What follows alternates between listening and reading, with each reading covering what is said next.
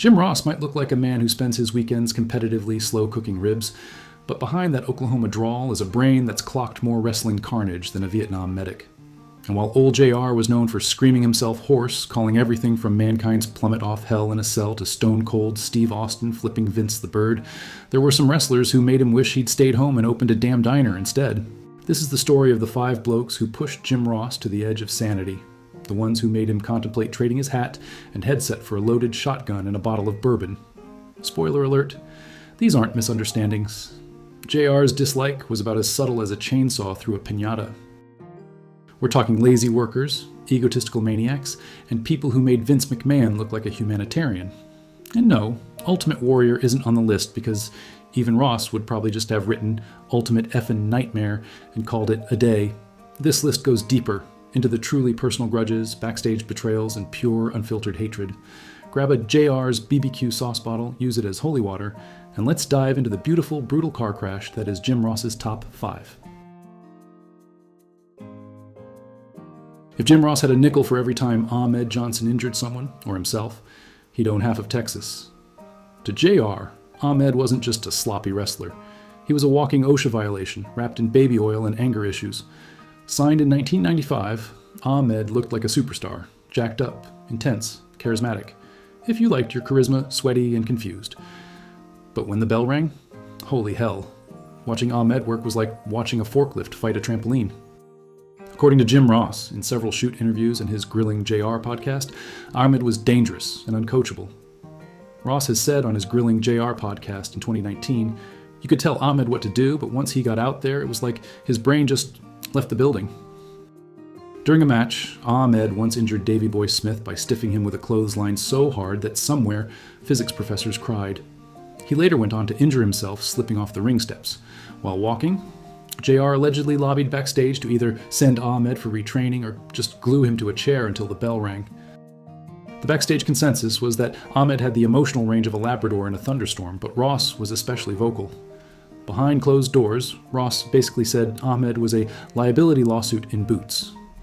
Vince McMahon, being Vince, kept pushing Ahmed because he thought he looked like money, ignoring the minor detail that Ahmed couldn't wrestle for toffee and had all the promo skills of a GPS with a low battery.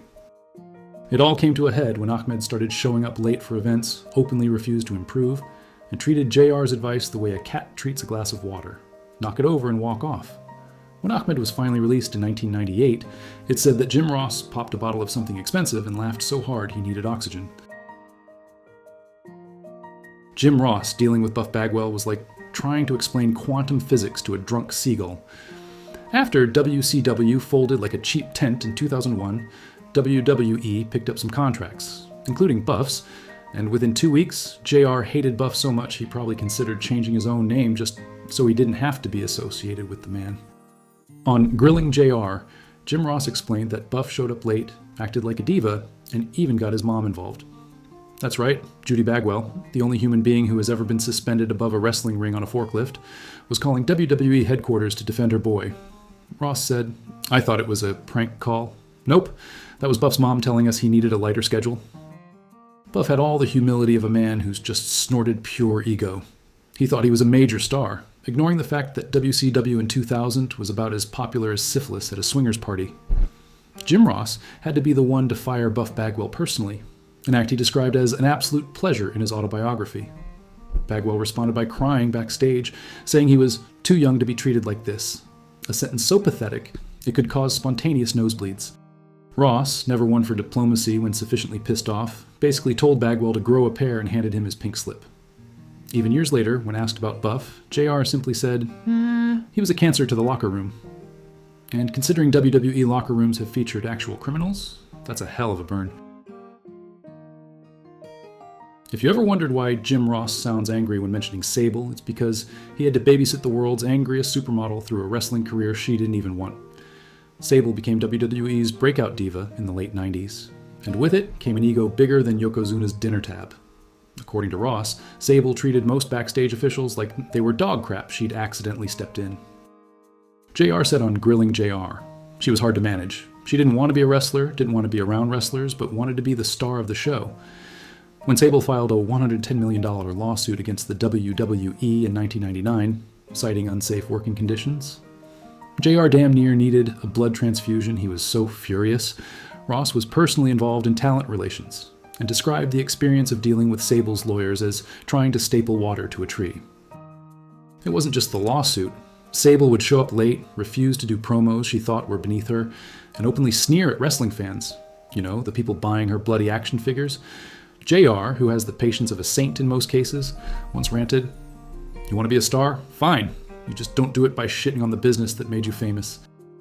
When Sable finally left the WWE, before crawling back years later after Brock Lesnar defrosted her ego, Jim Ross is rumored to have said, "Good riddance," and meant it with every fiber of his cowboy-hatted being. Now, don't get it twisted. Jim Ross helped discover Brock Lesnar. He saw him suplexing trees in Minnesota and thought, "There's my future megastar." But by 2004, JR wanted to suplex Brock straight into a volcano. Brock Lesnar's WWE exit was so acrimonious, it made JR physically sick. After Ross spent years pushing, coaching, babysitting, and metaphorically wiping Lesnar's oversized baby butt, Brock up and quit because he didn't like the travel schedule. Also because Vince wanted him to feud with a midget, but that's another trauma for another day. Jim Ross said, "I took it personally, I believed in Brock, I thought we were building something, and he pissed it away for nothing." Lesnar's last match in 2004 was a stinker against Goldberg that fans booed out of Madison Square Garden harder than Hulk Hogan booing a restaurant bill. Ross said Brock leaving WWE was like being stabbed with a hot poker, and in case anyone missed the sarcasm, he later added, he was more interested in playing football, and he wasn't even that bloody good at it. When Lesnar tried out for the NFL, it was reportedly Ross who laughed hardest when he failed to make the team. "Good luck playing tackle dummy," he said, probably while opening another bottle of something strong. You know what's worse than a drug-addled, arrogant, self-centered jerk? A drug-addled, arrogant, self-centered jerk who's also your top star. By 1995, Shawn Michaels was so unbearable that even Mother Teresa would have punched him square in the mouth. And Jim Ross, bless his battered soul, had to manage him. Ross said bluntly, "Shawn, during that period, was a miserable son of a bitch. Coked up, bitter, politicking harder than a Tammany Hall gang, HBK treated everyone, from jobbers to legends, like they owed him rent money." JR detailed how Michaels openly sabotaged other wrestlers' pushes, refused to lose cleanly, and turned every production meeting into a hostage negotiation. Once, when asked to put over another wrestler, Michaels allegedly responded, "Why don't we just have him pin God too?" This from a man who once literally teamed with God in a storyline. Ross admitted that while Shawn later redeemed himself, the mid-90s version was like working with a live grenade that hated your guts. One particularly brutal story: after losing his smile and vacating the WWF title, HBK handed over the belt to JR backstage with the care of a man tossing a dirty diaper at a stranger. JR supposedly bit through his own lip to keep from punching him. By the time Michaels retired the first time, Jim Ross had aged approximately 17 years. Imagine showing up to work every day knowing you had to deal with a barely literate human battering ram, a grown man crying over his mom's phone calls, a diva who thought wrestling fans were lice, a future UFC fighter with the loyalty of a fruit fly and a high as a kite diva tearing up the locker room. Jim Ross didn't just survive wrestling's ugliest backstage dramas, he thrived through them. Like a stubborn cowboy refusing to drown, he called it straight, fought his battles, and somehow didn't strangle a single idiot, a testament to either his willpower or his access to very strong whiskey. So next time you hear "Bah, God" from commentary, just remember, behind that Oklahoma drawl was a man who once took a chair shot straight to the soul 5 times and still showed up to work. Bless you, JR, you magnificent, suffering bastard. Thanks for watching.